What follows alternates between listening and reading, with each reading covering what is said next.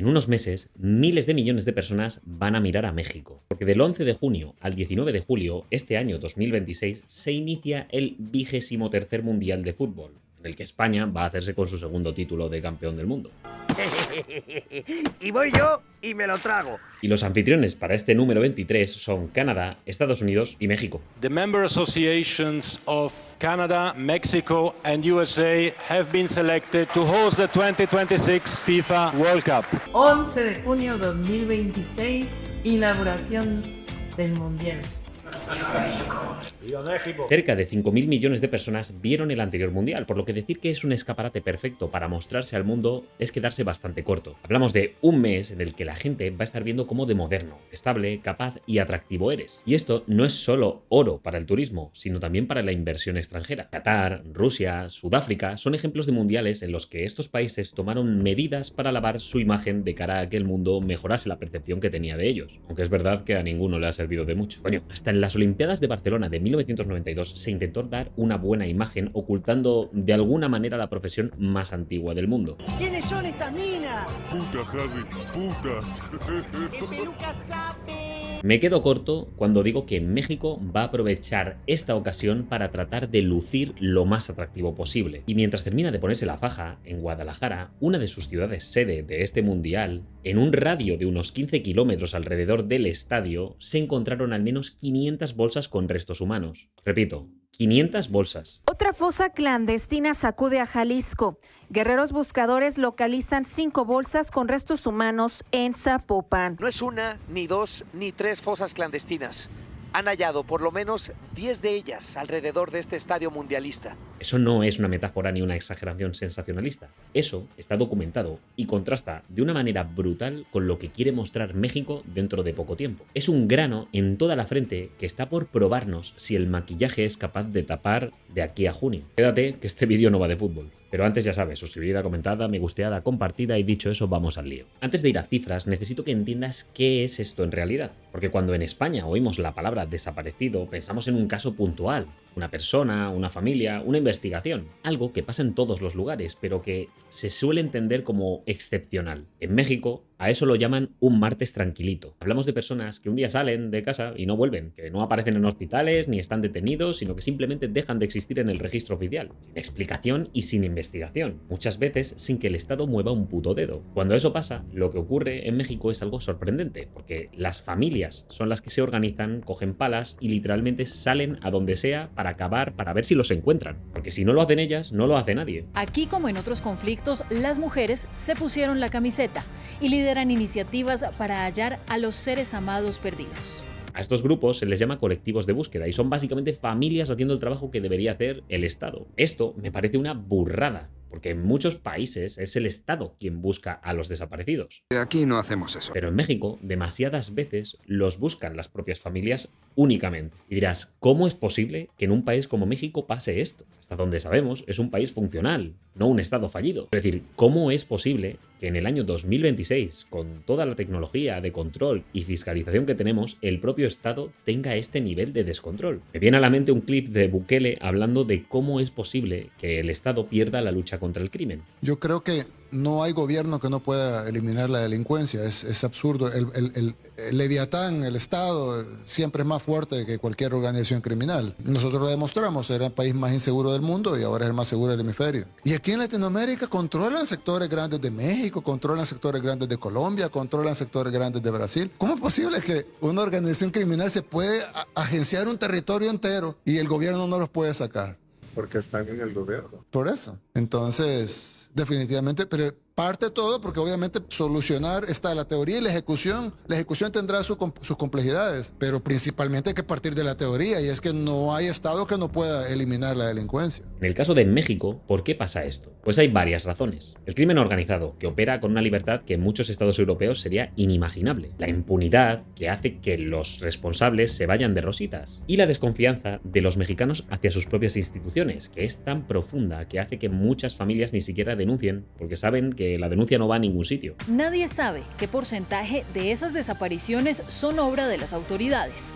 Aquí, como en otros conflictos, las mujeres se pusieron la camiseta y lideran iniciativas para hallar a los seres amados perdidos. Pero vamos con los números. La cifra que maneja Amnistía Internacional es de más de 133.500 desaparecidos, un número registrado por el propio México al cierre de 2025. Más de 133.000 personas desaparecidas en el país y un promedio de hasta 40 casos diarios. O sea, no en el año 2025, sino de 1952 hasta la actualidad hay 133.520 expedientes de personas que permanecen desaparecidas y no localizadas, lo que no quita que es una cifra grande de cojones. Por comparar, en España la cifra más reciente que he encontrado ronda las 7.000 personas desaparecidas para 2025. Y sí, hay que aclarar que México tiene una población que ronda los 130 millones de habitantes frente a los 50 millones de España. Pero en proporción, las desapariciones de México son 7 veces superiores al promedio español. Coño, es que 133.000 personas representan una ciudad de un tamaño decente. Un número así, como podéis imaginar, llama a que el gobierno en algún momento salga a decir qué medidas está aplicando para limpiar un poco la cifra. Pero la explicación que han dado no ha gustado demasiado, porque en marzo de 2026 dijeron que habían hecho un cruce con bases de datos y que más de 40.000 de esas personas registradas como desaparecidas podrían estar vivas. Dijeron que había errores en el sistema, duplicados, casos mal catalogados y un largo etcétera. Estamos terminando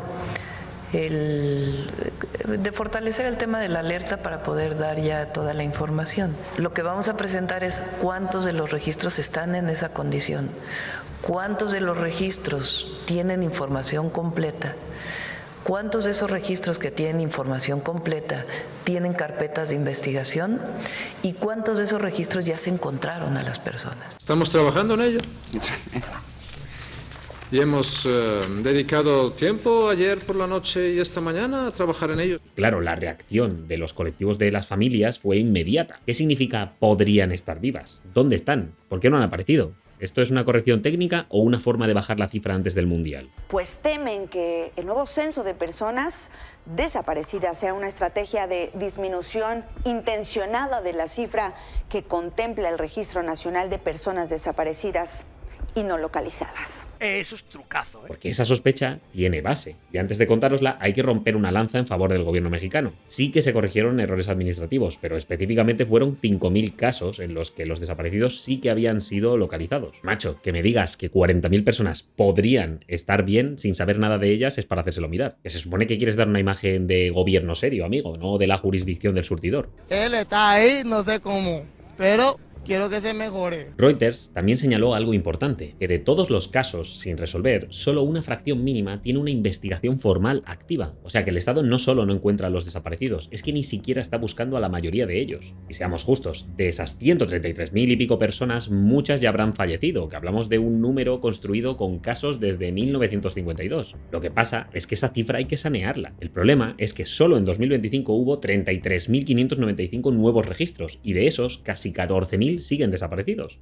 De nuevo, en España en 2025 hubo 16.024 casos y se esclarecieron casi 15.000, lo que mantiene medio saneada la cifra de desapariciones que os comentaba. Todo esto nos lleva a Guadalajara otra vez. Oh, shit.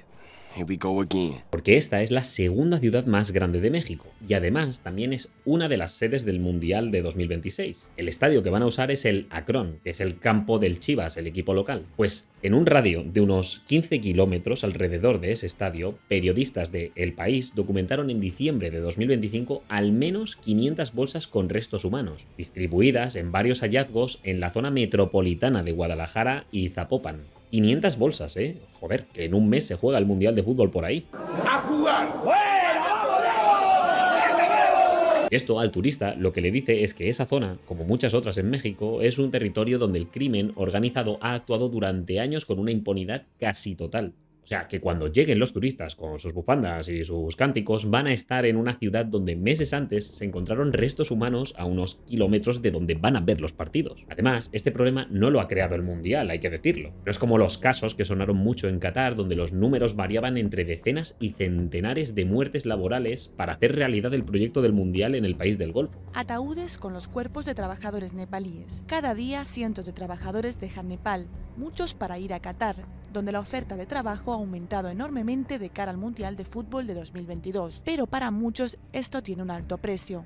Según cifras del gobierno, al menos 360 de estos trabajadores murieron en Qatar en los últimos 2 años. En el caso de México, el problema venía de antes, con todo el descontrol que hay con el crimen organizado en Jalisco. Aquí, lo que hace el Mundial es poner focos y obligar a mirar. Y cuando los focos apuntan a Guadalajara, lo que iluminan no es solo el césped del Akron, sino estas terroríficas fosas de cadáveres. Y hay otro dato que suma más a este contexto. En el mismo abril de 2026, semanas antes del inicio del Mundial, hubo un tiroteo en Teotihuacán, una zona arqueológica que visitan millones de turistas al año. Este tiroteo ha terminado con una turista canadiense muerta y otras 13 heridas. Según reportan, fue un chalado obsesionado con matanzas de este estilo y no crimen organizado. Pero vamos, no deja de ser preocupante precisamente porque ocurrió en una zona turística a muy poco de que empiece el Mundial de Fútbol. Julio César Jasso Ramírez, un joven de 27 años mexicano, actuó solo y premeditadamente, según la Fiscalía General del Estado de México. Su conducta estuvo presuntamente inspirada en agresiones violentas ocurridas en otros países. Y vosotros, si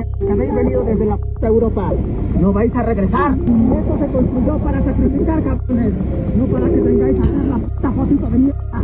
Es decir, que tenemos por un lado una cifra de desapariciones brutal, una fosa con 500 cadáveres y todo esto mientras México organiza o coorganiza el torneo junto con Estados Unidos y Canadá. Es decir, un proyecto enorme con presión internacional, especialmente con la preocupación alrededor de si México será capaz de garantizar la seguridad de los turistas. Claudia tiene un incentivo muy claro para que todo salga bien, o al menos para que todo parezca que sale bien. Pero todo esto da a entender que la preparación no va todo lo fina que debería. Y eso no significa que el Mundial de Fútbol vaya a ser un puto desastre, pero sí significa que la imagen de un México perfectamente preparado tiene grietas a poco más de un mes de que empiece todo el jaleo, porque mientras quieren exponerse en el escaparate para atraer turismo e innovación, tienes a colectivos de familiares buscando a sus desaparecidos con picos y palas, denunciando que el Estado no tiene ni medios ni voluntad para hacer frente a esto. Y este contraste es muy difícil de ignorar, porque hay 500 bolsas con restos humanos halladas en el entorno de una ciudad que en unos meses va a ponerse a reventar de turistas de todo el mundo. Quizá la pregunta no es si México está listo para el Mundial, sino si el Mundial está listo para México. Yo no sé decirte porque no tengo ni idea del asunto, pero seguro que tú sí, así que ilústranos en comentarios. ¿Crees que esto es un caso sin importancia al que estamos dando mucho bombo? ¿O se destapará algo en México que nos dejará sin palabras? Te leo, suscríbete si no lo has hecho y oye, considera pillar la membresía que ayuda mucho al canal. Especial agradecimiento a Adrián Zar, que pilló la suya ayer.